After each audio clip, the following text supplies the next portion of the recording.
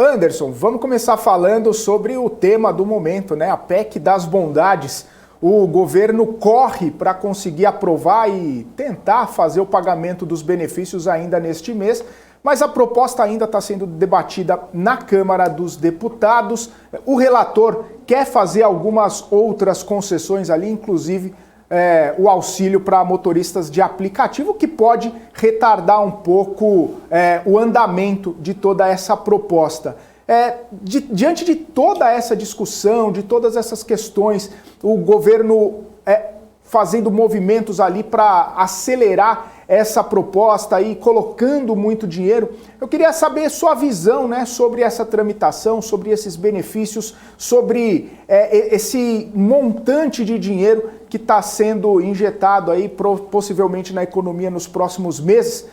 Como que fica, né, essa questão, como que fica essa situação na sua visão aí, principalmente pelo fato, né, de muitas pessoas estarem aptas aí para receber esse benefício, e como que fica toda essa articulação no seu ponto de vista? Primeiramente, a gente tem que ver uma injeção onde começou com a possibilidade de 29,6 de valor de investimento, no caso do governo, depois passou para 34, depois foi para 38, 39, agora a gente já está em 41,25, e caso a proposta seja estendida também aos motoristas de aplicativo, pode chegar a 50 bi. O mercado financeiro, logo no começo da PEC, falando sobre a PEC do diesel, que agora virou PEC da bondade, ou PEC dos benefícios sociais, colocava seu valor de 50 bi.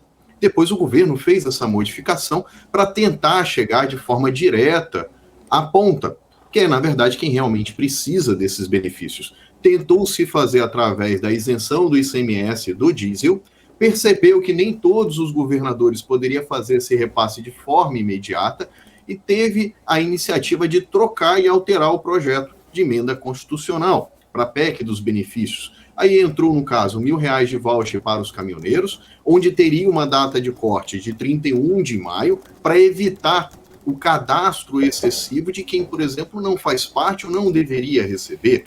Assim também, como colocou o aumento de R$400 para R$600 do Auxílio Brasil, colocou 2,5 bilhões de reais para manter e auxiliar as prefeituras e estados na gratuidade do idoso no transporte coletivo.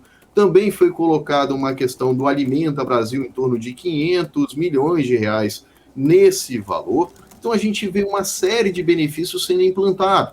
E por que o motivo da PEC? Para tentar fugir da legislação eleitoral. E qual é o interesse nesse motivo? Blindar o presidente da República a não recair, pois em ano eleitoral é proibido aumentar certos benefícios ou criar benefícios sociais. E sendo através da PEC, o presidente da República não precisa sancionar. Após a aprovação, nesse exemplo da Câmara, tá, em 2 turnos, ela já está valendo. Vai ser publicado e já passa a valer. Agora, a gente tem que separar ela em um ponto. A intenção do governo é aprovar antes do recesso parlamentar e a gente tem um risco. Qual é o risco dessa PEC? É incluir, na verdade, os motoristas de aplicativo. Se incluir com o mesmo valor do taxista de R$200, aí a PEC vai ter que retornar ao Senado e tem o risco de não aprovar antes do recesso. E com isso não iniciar o pagamento até o final de julho, que é a expectativa do governo.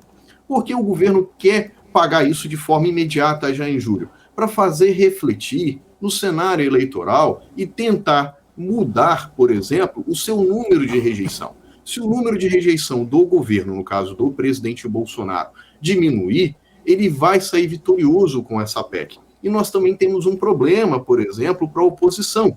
Como a oposição vai votar contrário a um benefício que ajudaria a população na ponta?